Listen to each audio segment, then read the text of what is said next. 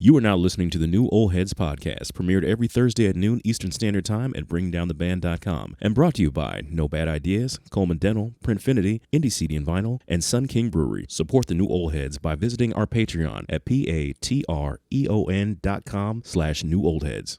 Now tuned in to the new Old Heads podcast. I am Major 7th. The entire crew is here. It's off All-Star Weekend and a whole bunch of without masks.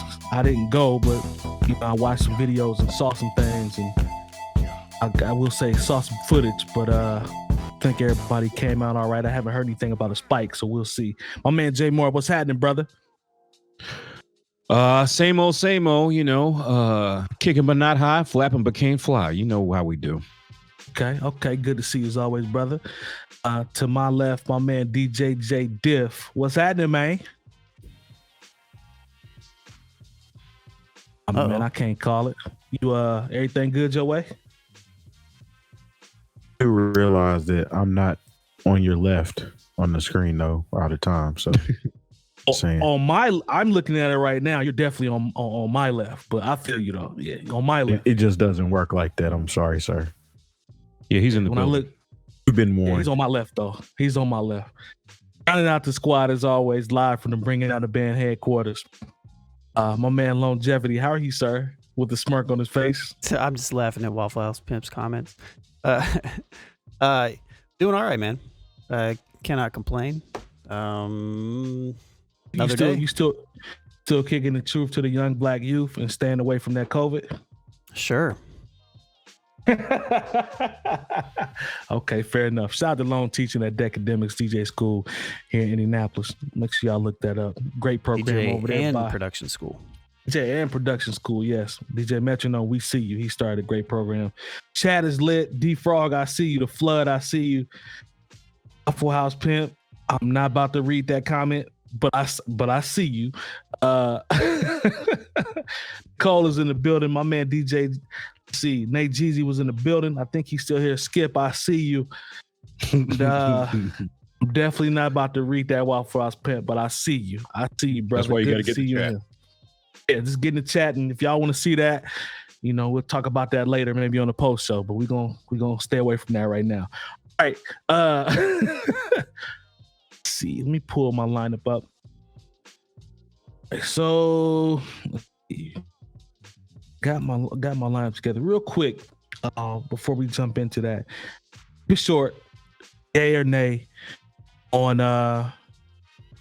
Bruno joint that came out with Anderson .Paak. Yay or nay? That's all I need. I haven't heard it. Hadn't heard they did. Hey, more. Yeah, like I said, it reminds me of things I've heard before but that's not a bad thing. All right, cool. I like it. I'm excited about the album. How about this? I saw the break. Yay or nay? 𝗀𝐿IA Banks drops an audio sex tape and somebody bought it for $17,000. Hey, I'm cool. How much? What they paying? You got $17,000 to spend on that, then you know what? What is an audio sex tape? Let's talk about that real quick. I don't know, and I don't want to find out from 𝗀𝐿IA Banks. What is an audio sex tape, and what currency do they accept? I'm confused. Like, what are we talking about here? We're talking about some NFT. NFT. No currency. Okay. No. So, do you just listen to 𝗀𝐿IA Banks? Is it open? I'm confused. What are we doing here? Do you know how many OnlyFans memberships you could have bought for $17,000 and you bought an audio sex tape from 𝗀𝐿IA Banks? Like, you hustling backwards. Like, I don't look here. I can't co-sign that. First of all, what's the trailer to an audio sex tape? I don't. You know what? Don't even want to know. Not as look is when there are women out here and they always running specials on their OnlyFans, then. You spending $17 on something that's purely audio, that says that you just have too much time on your hands and too much money in your pocket. Yeah, I'm just trying to figure out what the trailer look like. If this is an audio sex tape. There's no trailer. The trailer don't look like nothing because it's all audio.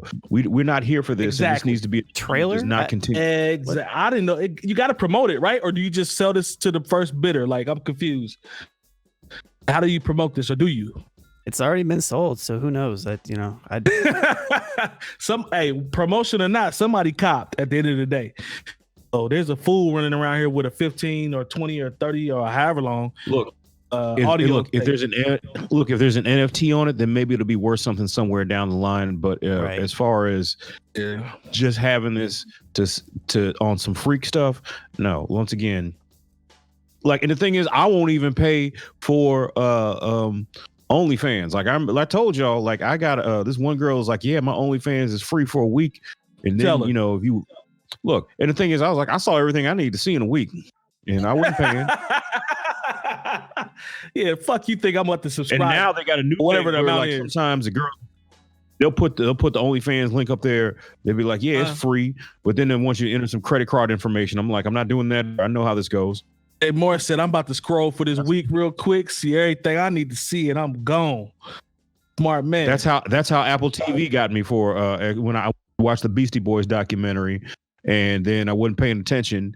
And after my 7 free days, here come a charge for $4.99, and so I just had to live with it. I'm waiting on the HBO Max trial to come across. They don't have one up right now, but they trying to put pressure on Disney Plus. To your point, I went back and looked at some of the stuff Max, that they had. You know what? Because did you see what they doing with Netflix? No. Sorry, y'all. We waiting on Jay Diff to come back. Did we get another freeze? Where Frozens. There we go. You are. There it is. No, when you log on to Netflix now, it'll ask you, are you the person who actually owns this account? And if and then you got to send in a code. Cracking down. They're cracking down on people using family members' accounts, and because of course they can track everything through IP addresses, and they can see where you are. If you're in Indiana and somebody else is in California and they're using your same Netflix account, like they can tell what's going on. Did WandaVision did that finish? Did the finale come out yet? Or was that last Friday, or is it? I'm about 3 behind. No, I think I'm 2 or 3 behind. The last episode was this Friday. It was this Friday. That's what I have I'm to catch up. Yeah, so nobody spoil it if you in the chat, because I'm still behind. I'm about 1 or 2 behind, I think. So HBO Max, like Jay Moore said last week, I have to give you credit. They look like they might be the coldest. I just know Disney Plus is about to expand with more Marvel stuff that's gonna take it over the top, like the Wakanda joint. HBO's been dope though. Like I had HBO. I bought HBO last year for a while. Um, I'm waiting on them to do a trial, man. I need a 30-day trial just to, No, like I have HBO Max. Like, because I had, of course, somebody had breached the card that I use to pay all my subscriptions with, and I forgot to update Netflix, and I didn't even realize, because like I just don't watch Netflix anymore. Like there's just like, unless the only reason I thought to even turn on Netflix is because I wanted to watch the Biggie doc. Hey, you know what? Prime Video is creeping. They're creeping though. Prime Video got some heat. No, Prime Video is there because they got a lot of original. A lot of great original content. Yeah, they have you. And the thing is, you got to watch stuff when it's there, because like stuff moves in and out. Because I remember at one point, at the beginning of the pandemic, I was binge watching Family Ties, and then all of a sudden it was gone because they moved it to like the CBS, which is now Paramount. Oh. Like they're gonna have to consolidate some of this stuff, because I'm not paying $4.99 for 20 different things. The best thing about Prime Video, though, to me, from a usage standpoint, is the fact that I can go to the top and click free to me. I don't have to go through and click to see if it's free or see if it's not. It filters everything. No, it has a little banner on it. If it's part of at least on the Xbox One app. Like when I go through, it shows like it's got the little banner and lets you know, okay, this is for Prime. And if you have Prime, you can have access to this. Free to me join is love, man, because I know anything I click on, I don't even question it. I don't know what happened to Jay Diff. That was it. Files Pimp said Jay Diff got to put more tokens in the internet box. Thank you, man. I appreciate that, because he tried to clown me on my internet. So good looking out, Wild Files Pimp. I appreciate you, man. Yeah, we can go ahead and get started. He's not even in Discord right now, so he might be rebooting or something. Spoke you up. Okay. All right, let's go ahead and jump into the topics, y'all. I saw an article here, and this was an interview with Nas. Nas had a couple interesting interviews actually that came out. One where he was talking about he's not really pressed by artists or rappers now, and that's just from a standpoint of not hating, but just saying nobody's really keeping him up. lyrically or whatever, but he did show the drill movement and Pop smoked some peas and said he was excited about that. But there's an article on Financial Times where he was just kind of talking about random things like Tupac and Big and Amy Winehouse. And then there was one quote that was the headline that was pulled, and I'm going to read the quote to you all and see what you guys think. It says, "The business is hard and not many artists make it, but as long as you keep your soul, so long as you are happy knowing you contributed something positive to the atmosphere, then you can't lose. No one gets out unscathed. There's going to be some turbulence, but you're here to make music, change lives, and help people." So Nas pretty much put a whole, bow on his experience in the music industry, pretty much saying, stay true to yourself. I thought that's a very powerful comment, but I'm not sure if a lot of artists look at it like that, especially from the standpoint of the comment where he says, "But as long as you keep your soul, so long as you're happy knowing you contributed something positive to the atmosphere." That part right there of his actual comment, I don't know if I necessarily think that, there's a lot of artists that think that way. You know what I'm saying? Like, especially now, we know things have changed. Rap has always been about getting some cheese and, helping your family and all of that. But now, actual art of it has been pushed way to the left. It's really about, instant gratification. I think it's more about money than it's ever been, in my personal opinion. But Lone, I'll come to you first. What do you think about that comment, man? Do you think that applies to today's artists on the grand scheme of things? Do you think they look at it that way, or is it more about, the instant gratification, the views, and let's just get to the paper? That's the way I see it. I think it's both. I don't think it's any more now than it was back then, and vice versa, realistically. I do think it's important to go into any industry that you're into with the idea of enjoying what you're doing the most that you can. And especially from a creative standpoint, if you go into the music business and your one goal is to simply make money on your artistry, and you don't care about what you're doing with your artistry, if it's not making money, then I think you're in it for the wrong reasons. I think it needs to be like a coexistence of that. So I think there's some merit to it. I do think it's important from his stance to come at it with that type of attitude in general, if you're creating something. And I don't think it has to be simply music. I think that's anything that you spend your time on, because not to get too side deep into it, but like, we're only on Earth for so long, right?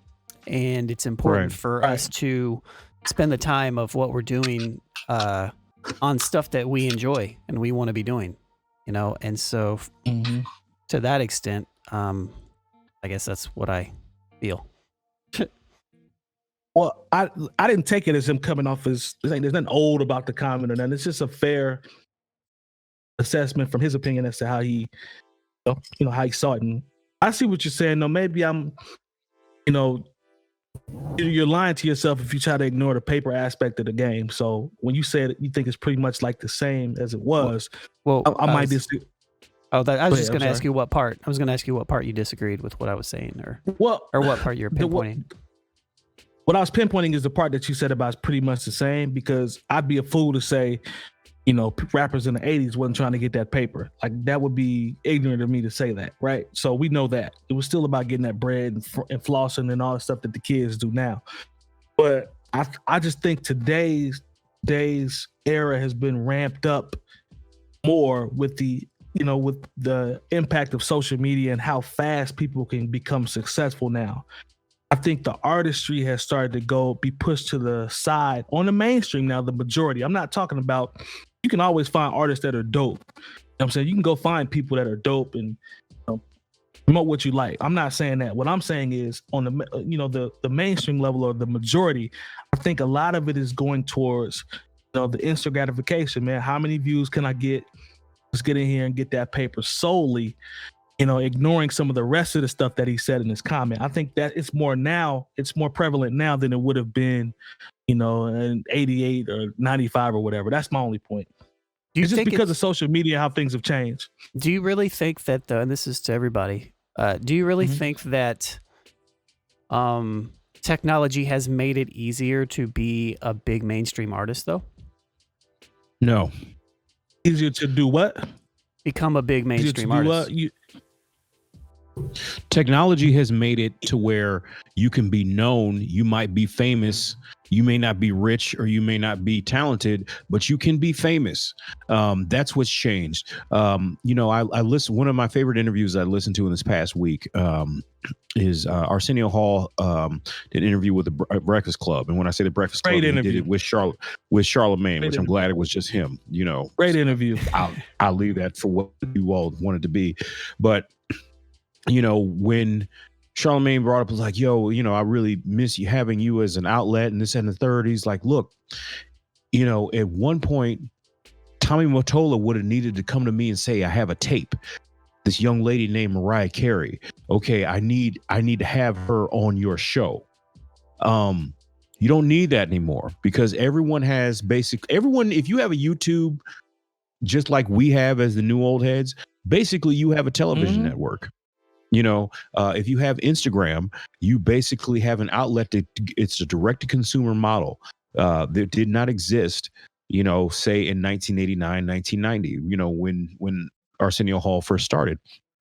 And so it's a different time, but the thing is you can, like I said, it's so easy to be famous now because you don't have there was a time when you either had to be really smart, really talented, or really beautiful to be on the cover of a magazine, to be on a television show.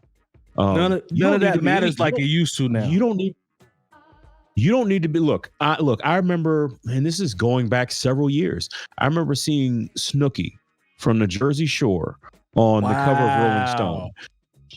She is not talented, athletic, or particularly beautiful, and she still made it on the cover of Rolling Stone.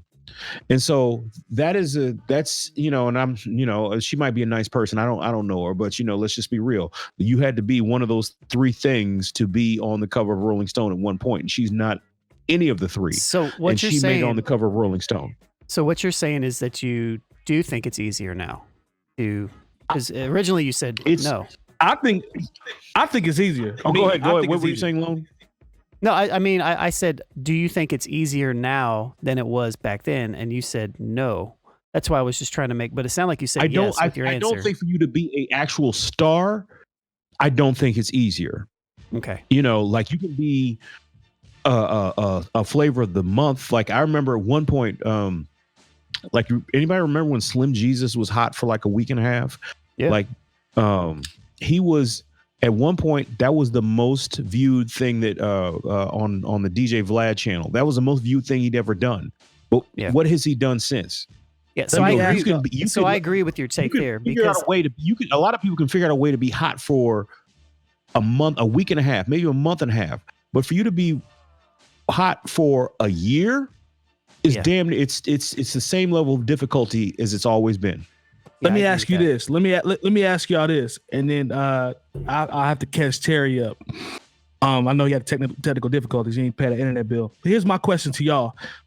Or for what we're talking about here, what do we call Lil Nas X? That's my question. Is he a one-hit wonder? Is it a rap? Or familiar with his path? Because he just popped up. Literally popped up, and people talk about industry plants and all that type of stuff. But he is a star, right or wrong. Yeah.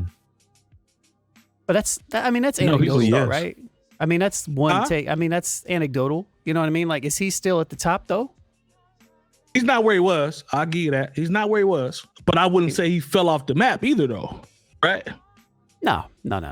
He's branched out and done other things because, to Jay Moore's point, it's easier nowadays to create your own platform. You're not stuck on if you get dropped from a label in 1993. We may never hear from you again. Exactly. Nowadays, you can spin that into something now. So I think there's maybe more opportunities, but I think it's I don't think it's easier. Let me get Terry caught up real quick. I think he did the Cash App and everything. So here's what we was talking about, Terry. You hear me? Yeah, we got you. Can you hear me? Because Yep. You hear can't me? Yep. I can't hear him. Is he? He's in there? I can hear him just fine. I can You hear him? Okay. All right, cool. Let's see. Give me. Do you want to comment on that, Terry? Well, I check 1, 2. Okay. There he is. Gotcha. I think it is absolutely easier to get on nowadays. And the reason being is you don't have to go through those certain avenues that you needed to go through beforehand. Now it can be easier and it can be harder, basically because it's so saturated with people trying to do the exact same thing that you're doing. There we go. In order to actually reach people is 10 times easier than it was back in the day, because everybody can afford to have pretty much access to everybody out there. Beforehand, you had to have some money. I mean, even in the rap game, everybody was making it in the rap game. Either was rich, was paid, was D-boys, or somebody was fronting the money that was D-boys. Like you couldn't be out here really faking it. Or if you was faking it, you was pretty much putting on a persona of the dude that was funding your operation.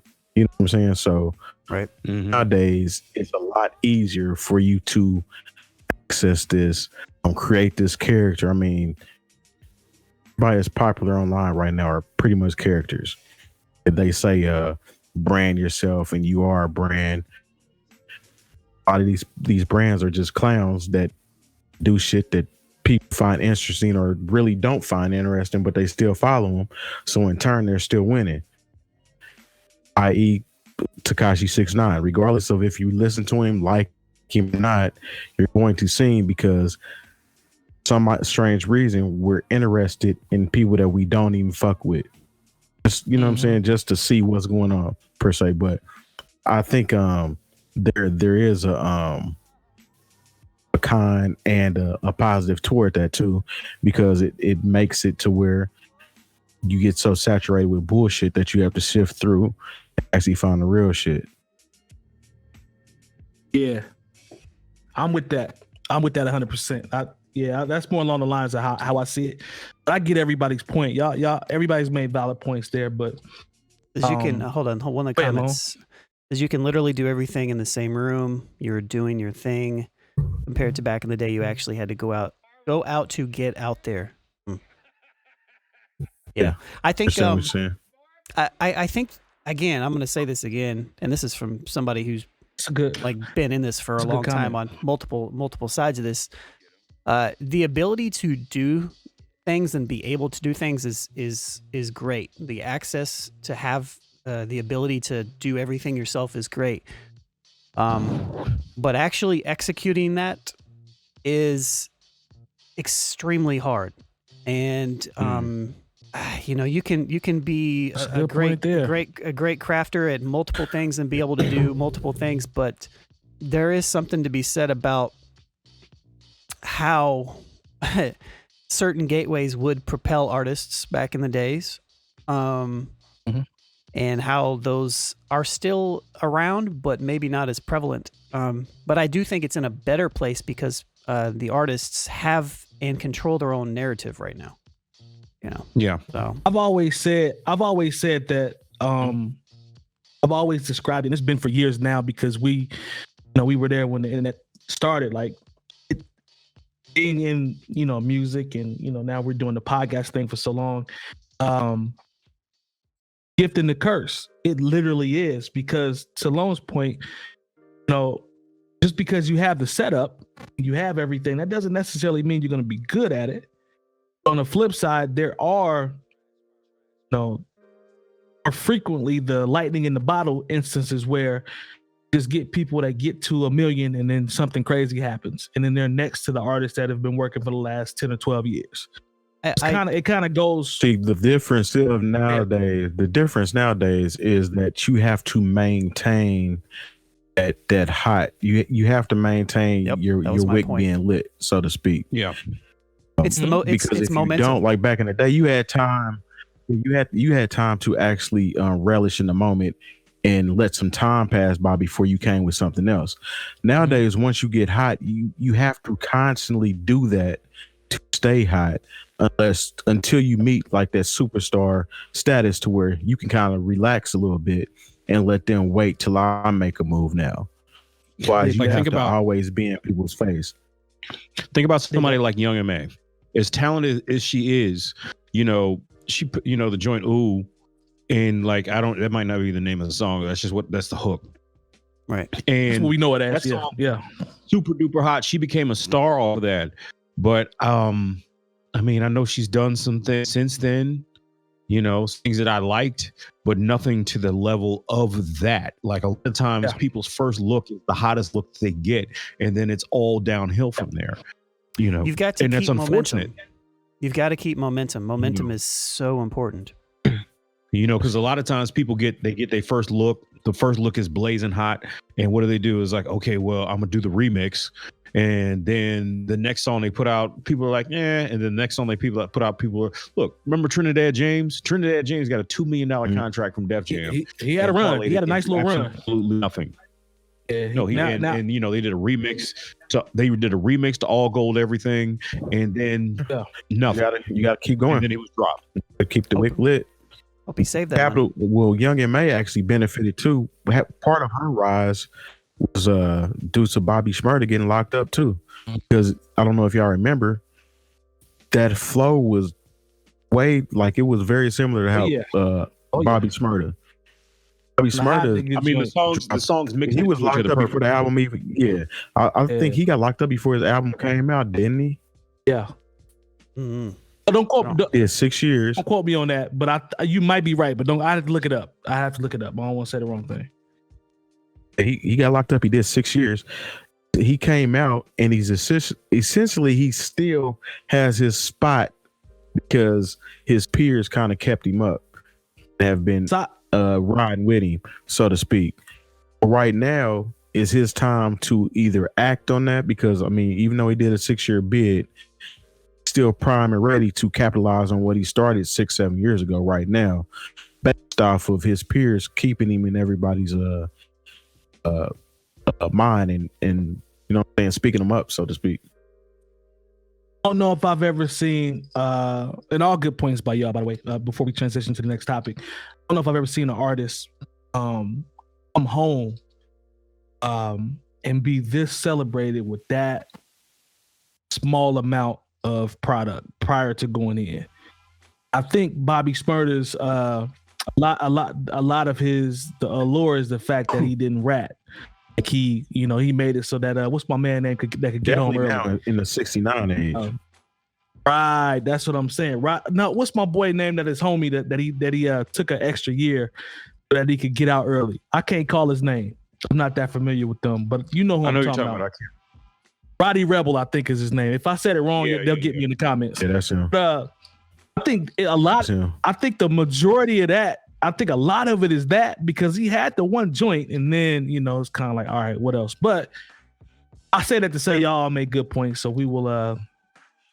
I rock with that. We'll just I think it's a good comment. Good shout out to Nas, making a good point and good sparring on our part. But let's go ahead and jump into the next topic. This one, we talked about the Breakfast Club earlier. I mentioned Charlamagne, Jay Moore did. I found this one on OK Player, but I actually saw the interview as well.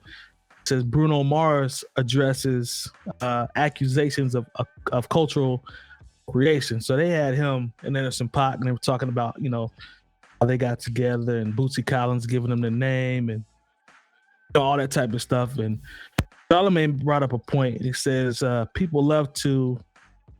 This is Charlamagne on the Breakfast Club, by the way. We all know, but this is how Bruno responded to a comment about the cultural appropriation. It says people love to accuse you of being a cultural thief, which I find interesting because you are a person of color. This is Charlamagne. And then Amar's response was, you can't find an interview where I'm not talking about the entertainers that have come before me. The only reason why I'm here is because of James Brown. It's because of Prince. It's because of Michael. That's the only reason why I'm here, Mars explained. He says, I'm growing up as a kid watching Bobby Brown saying, okay, if that's what it takes to make it, then I've got to learn how to do the Running Man. I've got to learn how to do the moonwalk. That's it.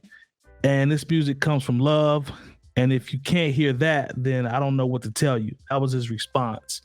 So we've talked about concept of culture vultures and talked about all this stuff before and talked about Vlad TV and all this other stuff. What do y'all think about that? Do you think people look at do you think there's a mass, like the majority of people that look at Bruno like that? Because he passes the test for me because he always shows love to those that came before him. I know he's a person of color, whatever. I don't want to speak on his descent and say the wrong thing or where he's actually from. I'd have to look that up because I don't want to be ignorant on that. I say that to say he's always shown love to James Brown and all these dudes that came before him, Mike. I never got any culture vulture vibes from him. What do y'all think about that in terms of people that may have that to say about him? Jay Diff, I'll come to you first. I thought he handled the question well. I have to say he handled it well as well. But I don't think he's appropriating anything, to be honest with you. The reason being is anytime somebody that does something that was birthed from a different culture, as long as it's done tastefully and it's done with respect, and like he said, he's paid homage to those that came before him and constantly does, then that's not vulture behavior. That's not cultural appropriation. At the end of the day, a lot of things get intertwined with us being from the same country now, that being America. If you grew up the same way that I grew up, some of those cultural things are going to intertwine and become part of your culture as well. That's kind of like if you grew up with somebody from a different culture, different color, whatever, and y'all were best friends, and y'all learned different pieces of each other's culture from each other.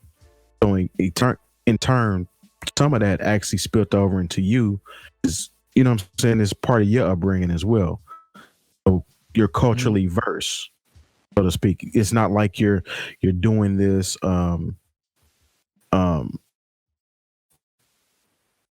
smack in the face, like I'm rubbing it in your face, and I'm gonna just use it when I can, and then I'm gonna turn it off when I want to, something like that. If you actually came up in it, you're part of it. It doesn't really matter what color you are as far as that's concerned. I'm saying it's not using it in a harmful manner. It's not vulture qualities are when somebody's see something that's popular and they decide to capitalize on it, make a financial benefit to themselves or see just beneficial to themselves, and then jump out of it and jump ship. I don't see Bruno Mars doing that, and I never did see him doing that. Post Malone, we see you. More, go ahead and jump in, man. What you think about this?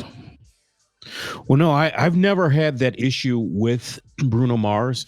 I think a lot of the times the issue comes from the acknowledgement, and that has nothing to do with Bruno Mars. Like the fact that he won a bunch of Grammys and a bunch of awards and sold a bunch of records doing what Jimmy Jam and Terry Lewis have done, and what, Teddy Riley has done.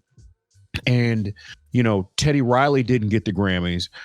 Jimmy Jam and Terry Lewis, while they do have Grammys, they don't, they didn't, I don't feel like they were properly acknowledged for the records that they did with New Edition, for Janet Jackson, for Human League, for Alexander O'Neal, for Sherelle, their cultural impact and what is represented within their trophy case, is, I feel like there is a deficit there. And so I think that's where a lot of people find, it's not Bruno's fault, but they see him get to have, I can't remember. I remember the 24 karat, record won a whole bunch of Grammys. The record was dope. And it's influenced by all of these things that weren't acknowledged when they were originated. So I understand where people sometimes feel a certain way about, someone like Bruno, because they, a lot of times people say, well, people will accept Black culture as long as it's not from somebody who is Black, but that's not Bruno's fault, because he wants to pay homage and he is doing what he's been influenced by, because it really is. It's like, look, I don't want the influence of Bobby Brown and from Teddy Riley and from Jimmy Jam and Terry Lewis to just die. I'm glad someone like Bruno Mars said, you know what, we're going to pick up the torch and we're going to get this on the radio and we're going to do this in the arenas just like it's supposed to be done. Unfortunately, I don't know if maybe it would be accepted the same way if it was somebody who was, a foundationally Black American. That's not for me to say, but I think part of it comes from the fact that, like I said, when Bruno was acknowledged, people felt like, well, wait a minute, what about this over here where it actually came from? So I understand where people have an issue with that, but that's not Bruno's doing. I think Bruno is carrying on tradition where a lot of, unfortunately, we're like, once again, this is me coming from radio and this is me seeing the trends to where when you listen to what is considered to be mainstream urban radio, and I hate titles like that, but, we're just going to go with it for the sake of argument. Everything is so dipped in hip hop. It has to have this sound and it has to go with this. And if it sounds like this, that means it's too old. And Bruno said, I'm going to take those old sounds that you guys have cast aside and go ahead and make my records with them. And then he takes it and runs with it. And then he gets the quote unquote mainstream to acknowledge it. That's not Bruno's fault. He's just doing what he wants to do and what he grew up listening to. So it's not Bruno's fault. The issue is not Bruno. The issue is with the quote unquote gatekeepers who say like, nah, we can't really mess with that right now. Give us something where we have Lil Wayne, or give us something where we can get Future on it, because that's mainstream Black music right now. And all those old sounds, everything that sounds like Morris Day or sounds like Jimmy Jam and Terry Lewis or sounds like Teddy Riley, yeah, that's cool. You'll put that on Urban AC. But then here comes Bruno Mars to pick those sounds up and say, I want to make this and put it in, and this is what I'm going to do. And then when he takes those sounds that nobody else wanted and he takes it to the next level and crosses it over, now people are mad. So that's a good point, because nobody else is doing it. You can't have that. Yeah, like nobody else is doing what Bruno's doing either, really. But he's doing it at an extremely high level, and it's carrying on a tradition of all the people that came before him. To his point, like, just like what I said with the new, with the new Bruno, the new song with him and Anderson .Paak. It reminds me of records that I've already heard, but that's not a diss. In fact, that's a compliment I'm paying to that particular record. Hey, Nate Jeezy had a good point. He said that's just ultra woke Twitter. Like, that sounds like ultra woke Twitter, because there's nothing wrong with what this young man is doing. He's extremely talented. And again, he pays homage to all the people that came before him. And that's a number one rule for me when this topic even comes up. Here's the thing where I kind of disagree with a little bit is that you guys said a couple times I saw that it's not Bruno's fault if he was participating in cultural appropriation because he's just doing what he loves. At the same time, we could also see somebody like, I don't want to throw his name out there, but we could see somebody like Post Malone who hops back and forth in between stuff because it seems what it's working, but maybe that's just what he loves to do as well. Maybe he loves both genres, but he's also profiting off of a specific one. Make it make sense. The difference between Post Malone. The difference between Post Malone. But I'm one of those. I don't have. I got it. The difference between Post Malone. I 100% have a problem with Post Malone. The difference between I have a problem with some Malone, things he said. I don't have a problem with his actual music. The things that Post Malone said is why he's not Bruno Mars. He starts talking about, well, if you want to like hip hop or this type of hip hop, go do this or go do that. Like, Bruno Mars has never said anything like that. Like, Post Malone, I don't hear him paying homage to hip hop. I don't hear him paying homage to anybody in the grand scheme of things. Why he continues to be successful, I hear him hopping from genre to genre. That's the difference for me. Stuff is his background. around is shady because he came in trying to do a different form of music and then decided to hop into the hip hop lane in order to try to get popular. But Exactly. the thing about cultural appropriation and what Bruno Mars is doing, if we're going to take it there, you have to. This is what I don't understand. If we're going to get on somebody, why not get on the people that actually are doing it, like a Post Malone? And to be honest with you, Post Malone doesn't make bad music. I ain't gonna front on you and say that. He doesn't make bad music. No, I agree. But the problem is when people decide to be woke all of a sudden, they ostracize the people that they shouldn't be ostracizing. But they hand out passes left and right to people that they shouldn't be handing out passes left and right to.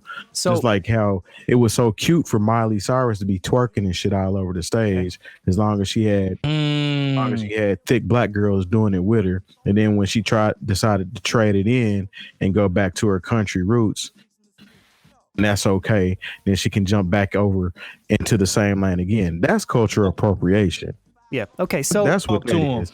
So the reason why I said that was so that you guys would articulate this a little bit better, because it just of what specifically cultural appropriation actually is, as opposed to what Bruno is doing, because there is a significant difference there.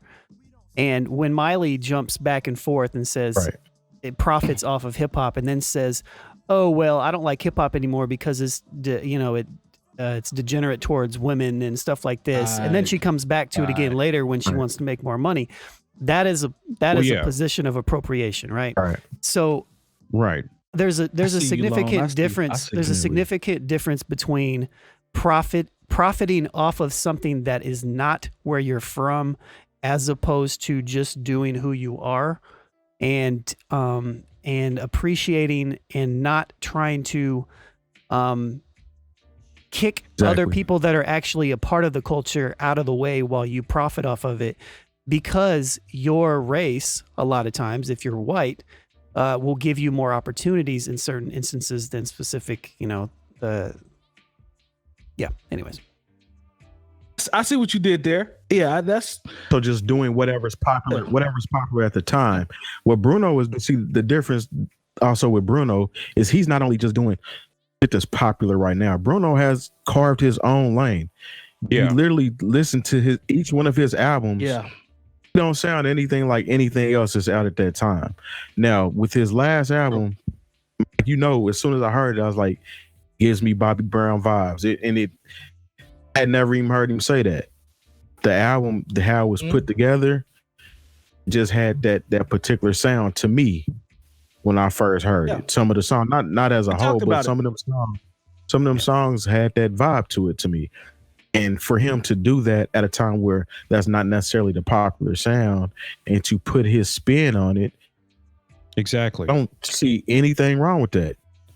And that's a musician working, in my personal opinion. We talked about this, Terry, when his album came out. I remember you specifically saying, you talked about it. She was like, "Man, he got Bobby Brown vibes." I'm hearing. And we talked about Jimmy Jam, Terry Lewis. We talked about all of that. And it was like, I hadn't, up until that point, I knew of him.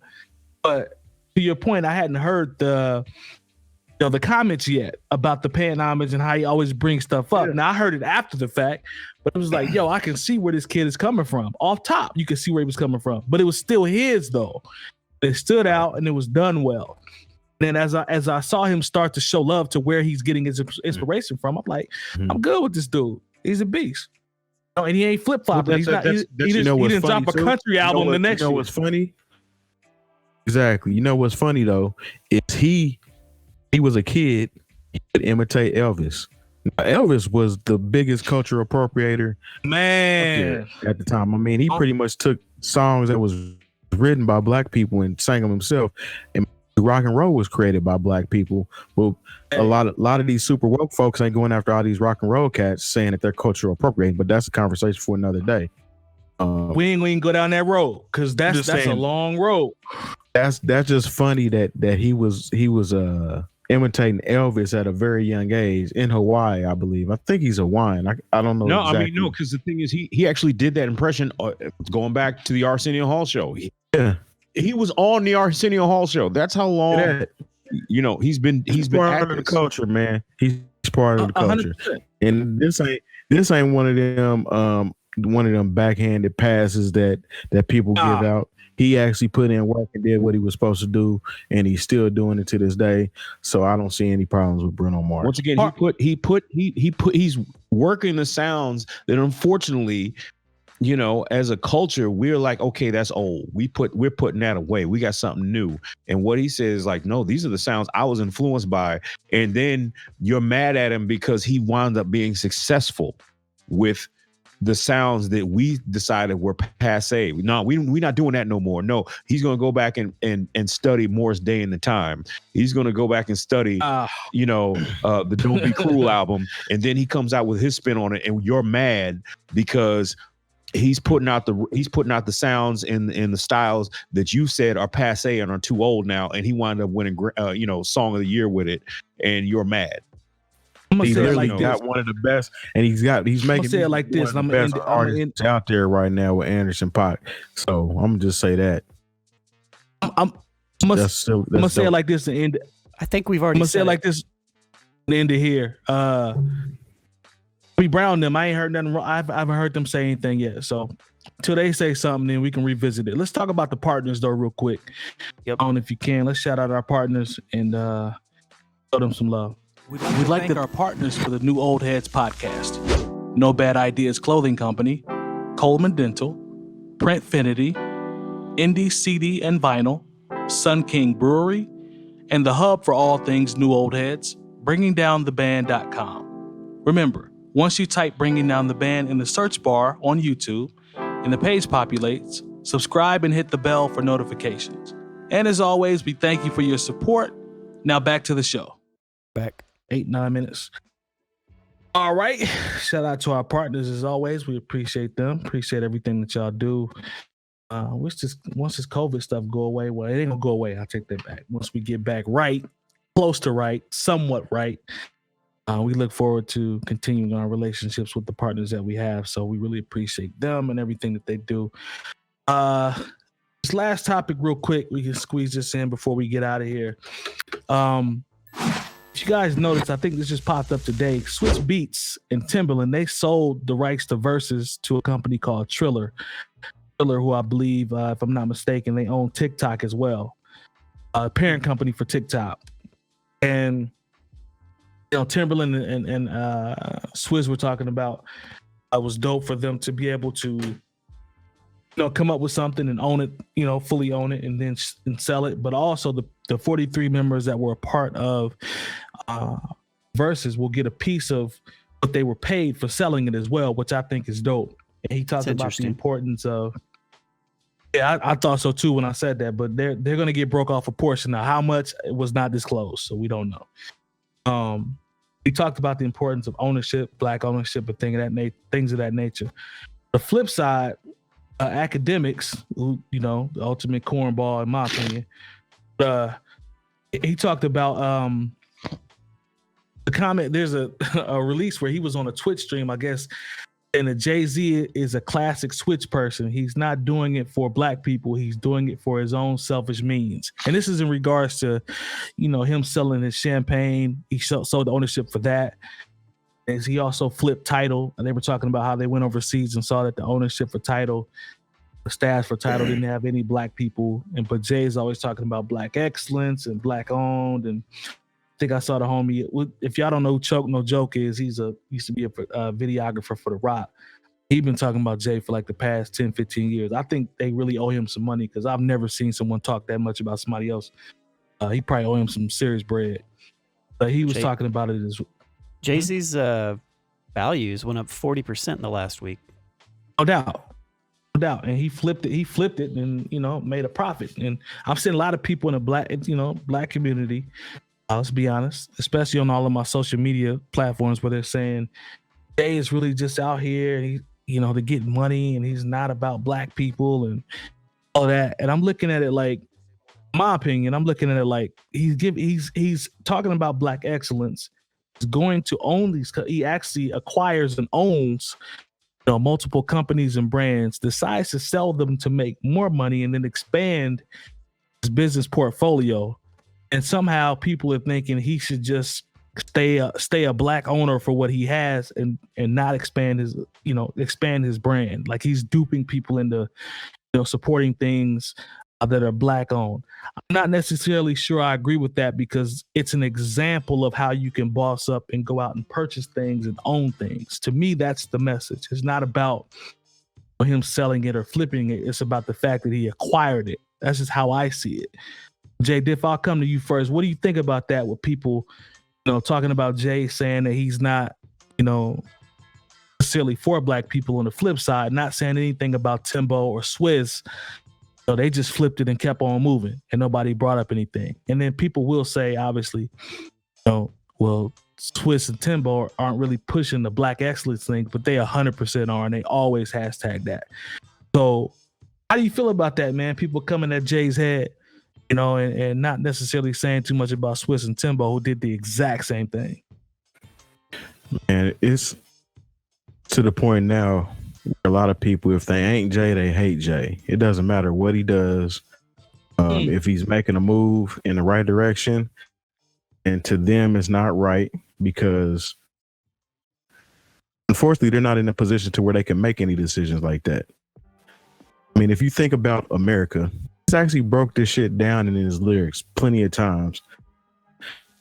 As far as acquiring things, make a profit, move it, and then do something else.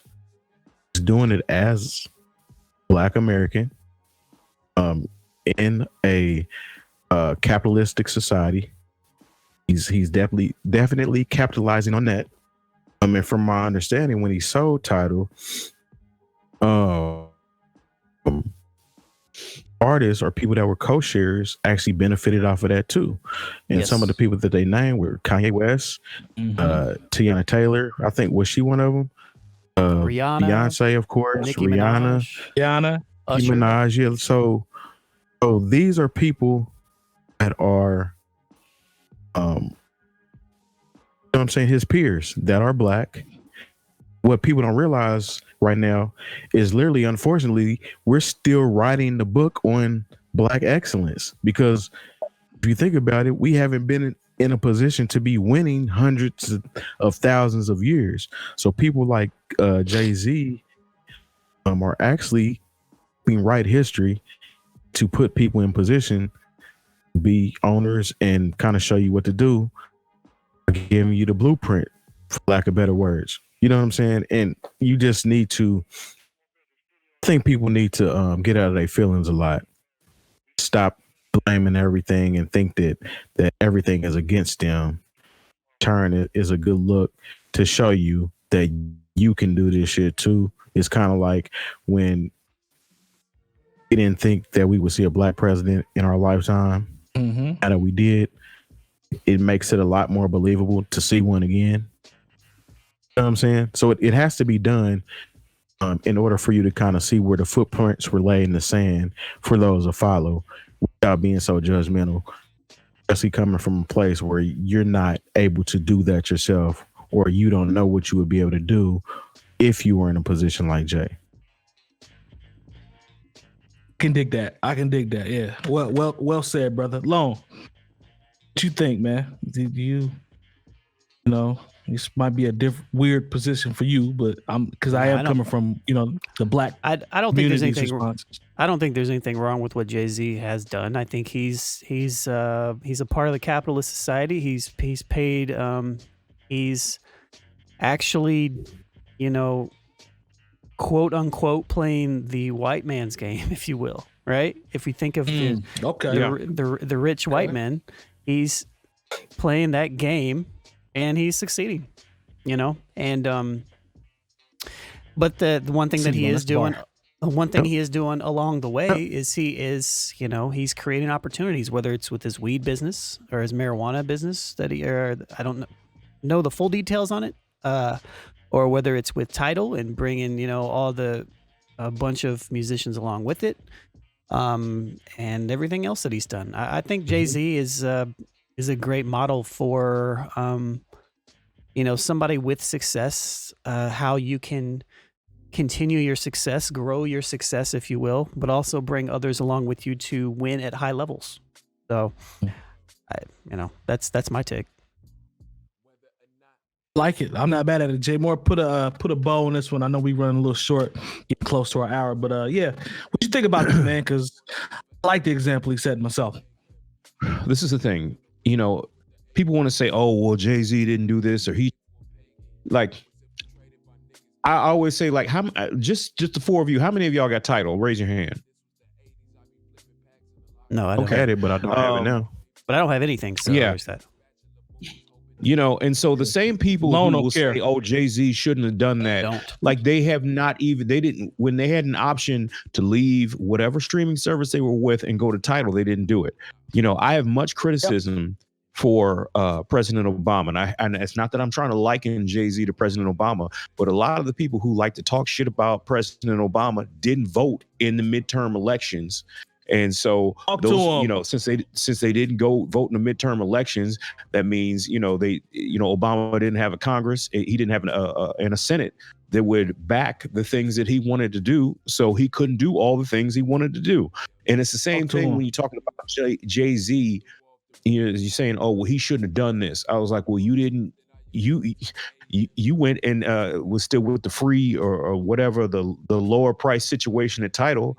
Here is a black man who has his own, and you didn't want to go over here. And it's a situation where if you're an artist, it pays you more, and you might be an artist, but you still got a subscription to Spotify, instead of getting a subscription to Tidal, and so that's on you. And the thing is, Jay-Z bought this, basically secured Tidal for about $57 million.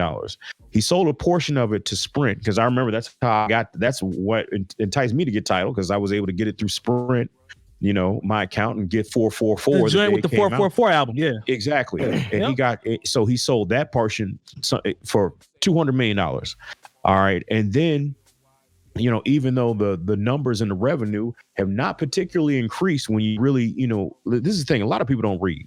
And so, like, when you go and look at the numbers, and so he was able to sell the rest of the controlling interest, not all of it, the controlling interest, and still be able to sit at the board of Square. Yep, exactly. For $297. So he bought something for $50-something million and was able to flip it less than maybe 6 years later for $500 million. And we're mad at Jay-Z. Smart. Like, that's smart. That just shows a lot of you have never owned anything, and you don't understand business. You just think that being woke on Twitter is a thing to be. Like, what does Akademics actually own that he could really have this criticism of Jay-Z or Swizz Beatz or Timbaland or anybody else? All I see him doing is streaming on Twitch. And as far as I'm concerned, as far as I know, he doesn't have a partnership with them. There's a partnership with 6ix9ine. Yeah. The partnership with 6ix9ine. That's about it. There's for him to say those things, I don't think that's legitimate criticism. I mean, he can have his opinion. Everyone is entitled to their opinion, but sure, you don't have to. He don't own Twitch. I was able to, when we were going to talk about this tonight, I said, okay, let me go on Forbes and let me look at let me just do a little reading. I'll make it. And it didn't take me long to go ahead and come up with, like, oh, this was smart business on Jay, for him to jump in at 50 million and basically flip it for almost 500 million. Yep. And I'm mad at him for what now? Right. So that's the goal. That's the goal. Go ahead, Terry. Go ahead, Terry. If you're going to acquire a business, your whole goal is to get it out of the red. If it is in the red, get it on the other side to where it's making you coin. It's making you coin. You're ready to move on to something else. Sell it at a profit, and your friends and your coworkers or constituents, they all benefit from it. And that's a win. Just like with the Versus thing, everybody that's been on Versus is benefiting. They actually have a share in the Triller Versus merger. Everybody that's already been on there, so everybody's eating. As long as everybody's eating that's involved with the situation, what do I have to say? I'm not in a position to be on either one of those networks right now. So, kudos to them. And even more so with the Tidal thing, Jay-Z sold it to somebody who when he sells it to Square, he's selling it to Jack Dorsey, who's the CEO of Square, who's also the, I believe, co-founder of Twitter. And part of it is did it because one, he could be on the board of Square and still be a part of it, but also, what was my point?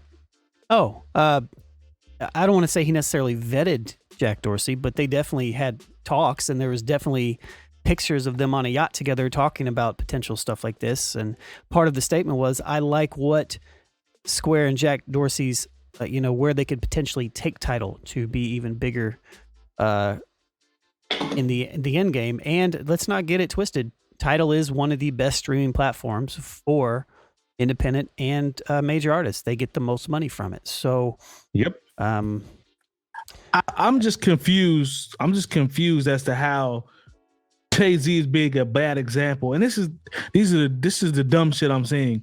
I'm confused as to how Jay-Z is being a bad example for Black people by making smart business moves as a owner and a boss. I think I understand the other side. And I think from woke Twitter standpoint, it has to do, in my opinion, with the buying in to the idea that capitalism is actually good for us. I think that's where it comes from. And so what's good for Jay-Z isn't going to be good for the rest of society necessarily. And to me, that's where I think that line is. Yeah. I think that's which I agree with. And I agree with that. And I agree with that. So, that's fair. Anything that's seen as a move that's strictly about capitalism is sometimes seen as it's against the people or against artistry. So I understand where people are coming from, but at the same time, like I said, you jump in for 50 million and you make 500 million. Am I supposed to be mad at you because you made a move? He's playing the game and he's winning. Yeah, and like I said, like people don't realize. I remember that Ice of all people, Ice-T, someone who was influenced Jay-Z. He said, "Look, I'm like the white man. You got to pay to see me." And so like it's a lot of times like we want to say, oh no, everybody should get $2 a record and all this. I was like, look, that's not how the white man did it, and that's not how he got to where he is. So why should we do the same thing? Jay-Z said he is overcharging for what they did to Cold Crush. They wasn't making his paper like that back then, and Jay-Z is making for damn sure knowing that he's gonna get his and provide for his lineage and those come. And if you're in a position to rub elbows and sit at the table with Jay-Z and feast on some of that Black excellence, then I'm with you when you're right, because I wish I was there too. Jay Diff, what you just described is Jay-Z said, let's not get rich, let's get wealthy. And what he's doing is getting wealthy. And if you can pass that generational wealth on to your beautiful Black children, I'm not mad. Jay Diff, what you just described is, you were talking about the sitting at the table and all that. You just described Robert Kraft and Jerry Jones. I don't hear Pete from white folks talking about them. Oh, I do. I talk y'all about need to stop, Lone. And on that note, because I'm not about to do this with Lone, y'all make sure you guys go ahead and if you could go to Google real quick for me and go Google Patreon / New Old Heads and take a look at our 1 You're month. a boomer. You're a boomer, man. You don't know the internet. You don't have to go to Google to type Patreon in. You just type patreon.com/New Old Heads. I'm gonna give you shit every time. For the people that don't know that, this is Joe Biden's internet. Patreon. Figure it out, man. Even on Joe Biden's internet, if you're not familiar with Patreon, you might Google to see what it is. Hey, Jay. It's Beyonce's internet. Oh, I don't, Jay-Z. I don't give a fuck if you Google it or type it in. Just go check it out for the $1, $2, and $3 options for us. We really appreciate it. That is how we continue to equipment and expand and etc. So we really appreciate y'all when y'all subscribe for that. Shout out to the chat, everybody that's been in the chat with us. The Flood, Waffle House Pimp, DJ Nate Jeezy, Cole, we see you. Trey was in here as well. If I missed you, I am sorry. D Frog, we see you. Appreciate your support. Y'all continuing to rock with us as we continue to expand and grow. And we look forward to seeing y'all next week. Yep.